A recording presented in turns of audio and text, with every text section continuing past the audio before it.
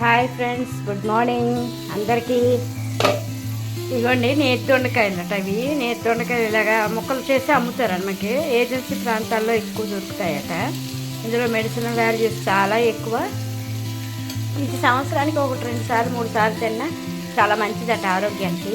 ఇలా చిన్న ముక్కలు కట్ చేసుకుని నేను ఆ ముక్కలు తీసుకొచ్చి చిన్న చిన్న ముక్కలు కట్ చేసి ఇలా నెయ్యిలో వేయించేసుకుని శుభ్రంగా ఉప్పు కారం పసుపు అంతే ఫ్రెండ్స్, అంతే. అన్నంలోకి చాలా టేస్ట్గా ఉంటుంది కర్రీ, చాలా ఆరోగ్యానికి మంచిదట. Okay friends, bye, thank you.